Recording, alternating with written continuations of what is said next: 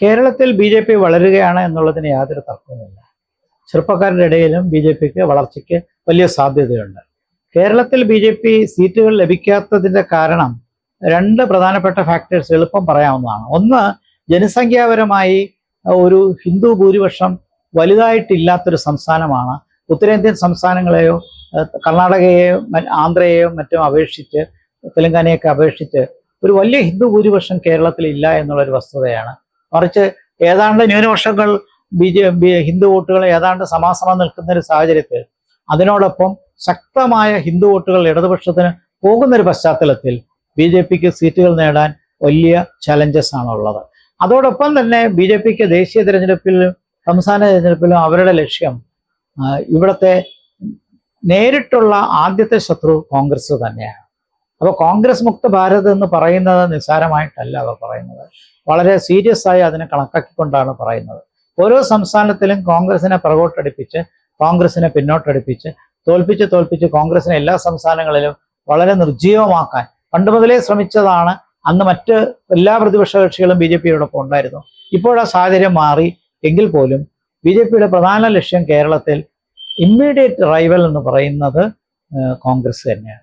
അപ്പോൾ കോൺഗ്രസിനെ തോൽപ്പിക്കാൻ പരമാവധി ശ്രമിക്കുക എന്ന് പറയുമ്പോൾ BJPയുടെ വോട്ടിംഗ് ശതമാനം വർദ്ധിക്കുകയും കഴിയുമെങ്കിൽ BJPക്ക് ജയിക്കാൻ ശ്രമിക്കുകയും വളരെ ബുദ്ധിമുട്ടുള്ള പ്രോസസ് ആണെങ്കിൽ പോലും ആ ഒരു ശ്രമം നടക്കുമ്പോൾ പരോക്ഷമായിട്ട് അവർ ആഗ്രഹിക്കുന്നത് ഇടതുപക്ഷം ജയിക്കുന്നു, അതിൽ വലിയ വിഷമമില്ല എന്നുള്ളതാണ്.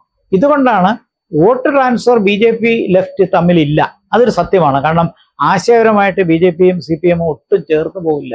ആശയപരമായ ശത്രു എന്ന് പറയുന്നത് BJPക്ക് CPMും CPMന് BJPക്കുമാണ്. മാത്രമല്ല സംഘടനാപരമായ ശേഷിയും ഈ രണ്ട് പാർട്ടികൾക്കും കേഡർ പാർട്ടി എന്നുള്ള നിലയിലുണ്ട്. അപ്പം അതുകൊണ്ട് ഇമ്മീഡിയറ്റ് റൈവല് കോൺഗ്രസ് ആണെങ്കിലും ലോങ് ടേമിൽ CPMനെ വെല്ലുവിളിക്കേണ്ട ഒരു ചുമതല ഉത്തരവാദിത്വം BJPക്ക് വരും. അതിൻ്റെ മറ്റൊരു കാരണം, അപ്പോൾ നമ്മൾ ഏത് സർവേ എടുത്ത് നോക്കിയാലും CPMന് കിട്ടുന്ന വോട്ടുകളുടെ സാമുദായിക പശ്ചാത്തലം, മതപരമായ പശ്ചാത്തലം നോക്കിയാൽ ഇന്നും ഏതാണ്ട് 65% ലെഫ്റ്റ് വോട്ടുകൾ വരുന്നത് ഹിന്ദു സമൂഹത്തിൽ നിന്നാണ്. അപ്പോൾ ഹിന്ദു സമൂഹത്തിനെ വളർത്തിയല്ലാതെ BJPക്ക് കേരളത്തിൽ കുറച്ച് സീറ്റുകളെങ്കിലും കിട്ടത്തില്ല. ഇല്ലെങ്കിൽ തന്നെ ഹിന്ദുവിന് വലിയൊരു ഭൂരിപക്ഷം കേരളത്തിലില്ല. അപ്പോൾ ഇങ്ങനെ നിൽക്കുന്ന ഒരു സാഹചര്യത്തിൽ ലെഫ്റ്റിനെ ചലഞ്ച് ചെയ്യേണ്ടി വരും BJPക്ക്. പക്ഷെ ആദ്യം അവർ നോക്കുന്നത് കോൺഗ്രസിനെ തുരത്താനാണ്. ആ ശ്രമം അവർക്ക് പല സംസ്ഥാനങ്ങളിലും വിജയിച്ചിട്ടുണ്ട്. വെസ്റ്റ് ബംഗാളിൽ അങ്ങനെ പ്രധാനപ്പെട്ട പ്രതിപക്ഷമായി BJP ഉയർന്നു. അത് നിസ്സാര കാര്യമല്ല. അവിടെ LDFും കോൺഗ്രസും പിന്നോട്ടും പോയി തൃണമൂൽ കോൺഗ്രസ് വേഴ്സസ് BJP എന്നുള്ള നിലയിൽ. അപ്പോൾ ആ നിലയ്ക്ക് കോൺഗ്രസിനെ തോൽപ്പിക്കുക എന്നുള്ള ഒരു ദൗത്യത്തിലാണ് അവർ നിൽക്കുന്നത്. അത് പരോക്ഷമായിട്ട് ഇടതുപക്ഷത്തിന്റെ വിജയത്തിന് കാരണമാക്കുന്നുണ്ട്. ആ നിലയ്ക്ക് വോട്ട് ട്രാൻസ്ഫർ ഇല്ലെങ്കിലും പരോക്ഷമായിട്ട് അത് ഇടതുപക്ഷത്തിന് ചില ഗുണങ്ങളൊക്കെ ചെയ്യുന്നുണ്ട് എന്ന് വേണമെങ്കിൽ മനസ്സിലാക്കാം. അസംബ്ലി തിരഞ്ഞെടുപ്പ് വരുമ്പോൾ ഈ ഒരു പശ്ചാത്തലം കാണത്തില്ല. എല്ലാ പാർട്ടികളും അവരവരുടെ സീറ്റുകൾ എങ്ങനെയെങ്കിലും ലഭിക്കാൻ ശ്രമിക്കും. പക്ഷേ ഈ പാർലമെന്റ് തിരഞ്ഞെടുപ്പിൽ തീർച്ചയായിട്ടും കോൺഗ്രസിനെ നിർജ്ജീവമാക്കാനുള്ള ഒരു പരിശ്രമത്തിലാണ് BJP ഏർപ്പെട്ടിരിക്കുന്നത്. അത് പക്ഷേ ഡയറക്റ്റായിട്ട് LDFന് ഗുണം ചെയ്യുന്നില്ല, ഇൻഡയറക്റ്റ് ആയിട്ട് LDFന് ഗുണം ചെയ്യുന്നുണ്ട്. എന്നാലും BJPക്ക് ഇത്തവണ തൃശ്ശൂറും തിരുവനന്തപുരത്തും വിജയസാധ്യതയ്ക്ക് അടുത്ത് വരുന്നുണ്ട്. പക്ഷെ ഇനി വരും ദിനങ്ങളിലാണ് അത് കാണേണ്ടത്. കാരണം പലപ്പോഴും കേരളത്തിൽ വോട്ട് ട്രാൻസ്ഫർ നടക്കാറുണ്ട്.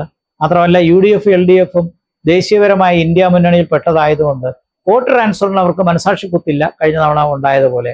അങ്ങനെ വോട്ട് ട്രാൻസ്ഫർ LDFും UDFും തമ്മിൽ ഉണ്ടായാൽ BJPക്ക് വലിയ വെല്ലുവിളിയാവും, വലിയൊരു വിലങ്ങുനേടിയാവും. ആ നിലയ്ക്ക് BJPക്ക് മുന്നോട്ട് പോകുമ്പോൾ വിജയിക്കണമെങ്കിൽ ഒരുപാട് കടമ്പകൾ കയറേണ്ടി വരും. അതുകൊണ്ട് അത്ര നിസ്സാരമല്ല BJPക്ക് കേരളത്തിൽ നിലനിൽക്കുന്ന വെല്ലുവിളികളെന്ന് ഈ സമയത്ത് നമുക്ക് വിലയിരുത്താം.